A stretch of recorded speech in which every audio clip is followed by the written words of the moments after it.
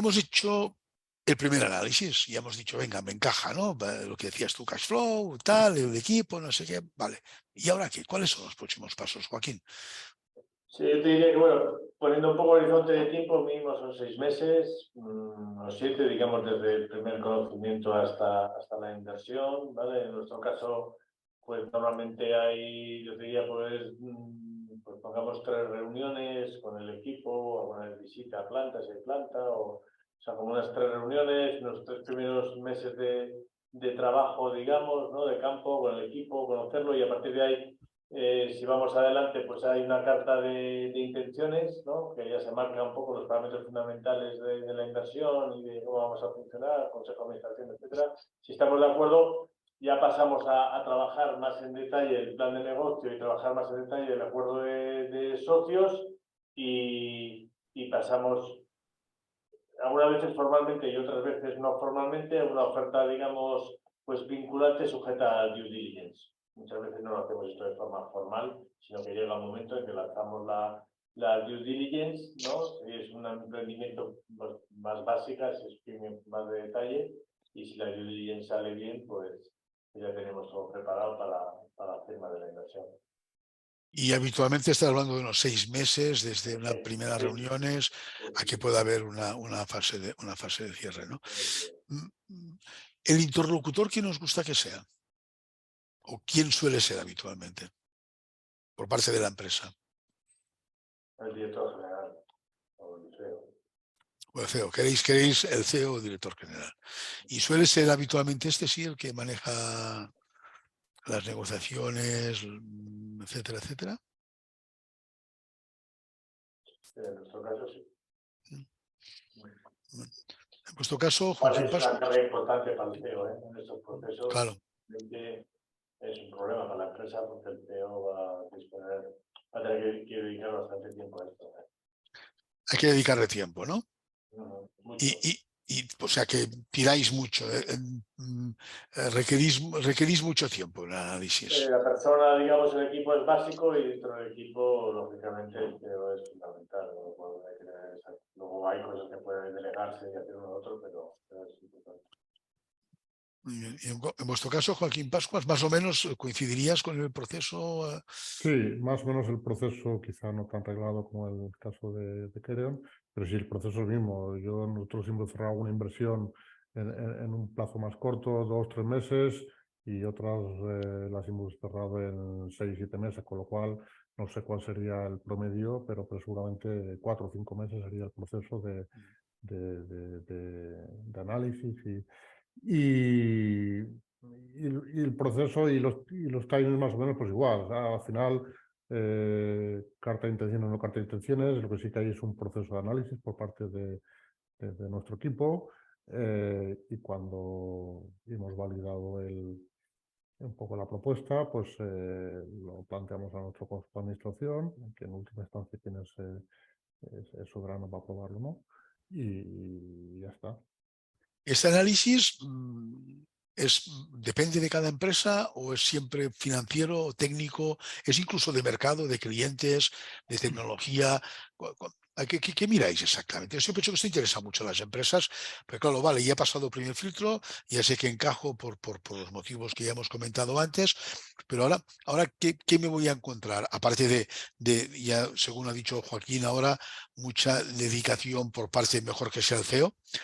¿Qué me voy a encontrar en cuanto a lo que me vais a pedir?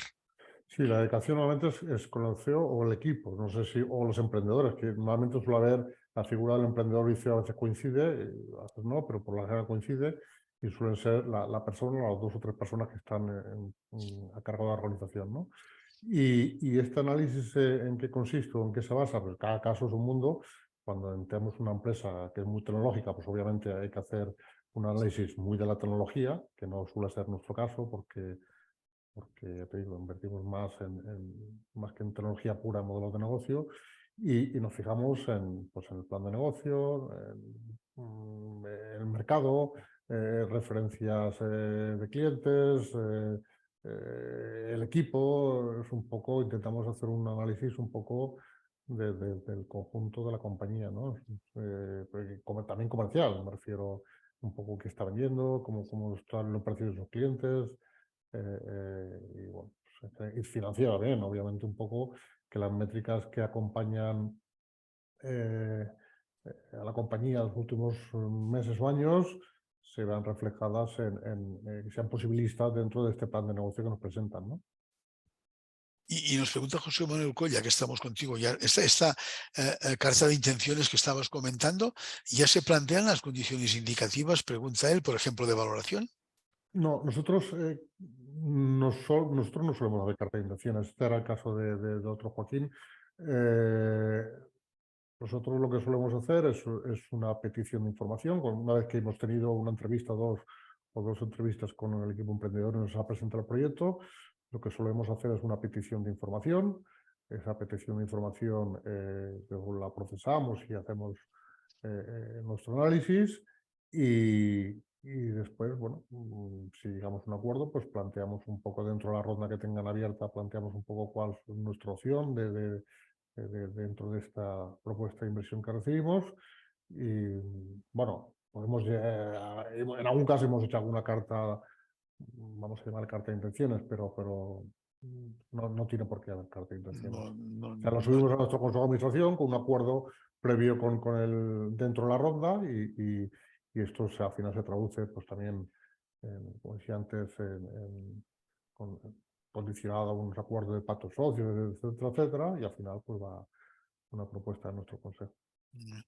Y en vuestro caso, Alberto, o sea, vale, ya ha pasado el primer filtro en Indra, ya me habéis dicho, yo, venga, esto nos puede encajar, ¿qué puedo esperarme? ¿Qué va a pasar a Pues continuación? nosotros, en ese paso, una vez que tenemos el primer filtro, lo que sí que hacemos es, con la unidad de negocio, hacer un filtro más en detalle. O sea, ya entramos un poco más como si dijéramos, a la parte interna, a las tripas, un poco por decirlo de alguna forma, ¿no? De la compañía, cómo funciona, qué es lo que está proporcionando, bastante detalle técnico. Aquí solemos involucrar tanto al CEO, muchas veces al CTO, si tienen o el responsable técnico de la compañía, pues que suelen ser bastantes preguntas bastante técnicas, donde ya se ve el encaje fino con nuestra unidad. Entonces, si realmente hay un encaje fino con la unidad de negocio, pues ya se comenta ya al responsable de la división si, oye, tenemos esta oportunidad, esto encaja y a partir de ahí, pues si esto tiene vía, se arranca la parte de due diligence más fiscal, legal, financiera y laboral que suele llevar nuestro equipo de M&A. Y a partir de ahí, oye, pues si todo es correcto, pues se aprueba por los directores generales de las divisiones, después por el CEO y el Consejo de Administración también de la compañía en última instancia. Muy bien, por tanto, más o menos, digamos, los pasos son bastante parecidos, tanto si voy a Sí, nosotros lo que pasa es que sí que tenemos una fase técnica bastante exigente con la unidad de negocio. O sea, nosotros ahí sí metemos bastante revisión desde el punto de vista técnico con los expertos nuestros, pero el resto es, yo creo que bastante similar. Y llegado a este punto, si ponéis una revisión técnica en una empresa, hay un interés por parte de Indra Ventures, ¿apoyáis a la empresa? Es decir, ¿aconsejáis para cambios, para, oye, corregís errores que pueda haber? Pues seguro que, claro, cuando entran vuestros técnicos ahí, saben quizás muchas veces mejor que la empresa lo que habría que hacer en algunos aspectos, ¿no? ¿Hay este trabajo de colaboración cuando estáis en estas fases de negociación o no toca? Yo en estas fases no creo que tanto, hombre, igual en algún momento se puede dar una cosa, pero eso sería más a posteriori realmente. Si invertimos o si tenemos un acuerdo estratégico con ellos, pues oye, muchas veces dices, mira, pues a nosotros lo que nos interesa es esto. A veces también esto que comentas es un elemento de descarte, porque la gente dice, uff, esto sí, pero no nos encaja por esto y por esto. O sea, tal y como lo están haciendo, esto nosotros ya lo hemos probado, no lo vemos que sea viable. Muchas veces también es un elemento de descarte. Pero en ocasiones un poco en futuras fases, a veces sí ese tipo de recomendaciones, aunque también que tengan diferentes formas de hacer las cosas a veces es normal e incluso bueno muchas veces. O sea, porque tú también lo que buscas es complementariedad en determinados casos. Lo que a ti te funciona, pues igual a una empresa más pequeña no le funciona o al revés, ¿no? Entonces, bueno, aquí hay veces que incluso teniendo diferentes aproximaciones, pues puede tener encaje. Se entiende, se entiende. Y una pregunta pues, muy a colación de lo que estamos hablando, viene José Manuel Coll. ¿Exigen ustedes las cuentas auditadas? Cuando estamos ya en fases avanzadas, sí. Esta parte lo lleva más la gente de nuestra M&A, pero sí, todas las cuentas y incluso también por los contratos laborales, etcétera. Sí, eso se pide. Por tanto, si la empresa no las tiene auditadas, en cualquier caso se puede hacer un stop. No sé si habría que ver el caso, pero hombre, por regla general yo diría que sí, que no las tienen auditadas, pues no sé si realmente como parte de la due diligence puede ser una auditoría de esto, no lo sé. Eso habría que verlo un poco en caso a caso, pero... En general, mejor que estén auditadas las cuentas, ¿no? Incluso aunque la empresa no tenga obligación legal de auditar, digamos. Sí, nosotros normalmente suelen llegarnos auditadas, ¿eh? Yo Vale. creo, no sé que yo recuerde. Muy bien. ¿En vuestro caso, Joaquín? En nuestro caso no es necesario la obligación de auditar, pero sí que es verdad que por lo general en pacto de socios siempre ponemos la condición de que en cualquier momento, por petición de los socios, se tendrán que auditar, ¿no? Sobre todo porque todo depende en el momento en el que te llegue la empresa, claro. Si llegan en fases más tempranas donde no tienen la obligación de auditar, pues es entonces cuando se incorporan socios nuevos, cuando incluso muchos inversores, sobre todo Venture Capitals, establecen la condición de que sean auditadas también por necesidad del propio fondo, ¿no? De valoración y de compliance, ¿no? Muy bien. Y sí, también me parece muy a colación esta pregunta que nos llega de Miguel Medina. Dice, cuando una propuesta de inversión llega al Consejo de Indra o al Consejo de Cartera CM, ¿hay sorpresas? ¿Tumban consejos, recomendaciones de los comités de inversión?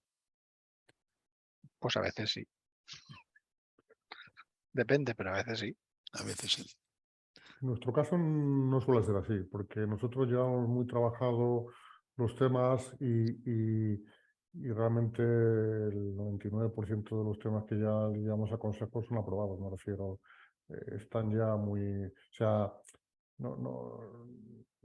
si la comisión de análisis de proyecto con la que trabajamos no ve el proyecto suficientemente bien como para llevarlo a consejo, ya no lo llevamos. O sea, me refiero, evitamos un poco ese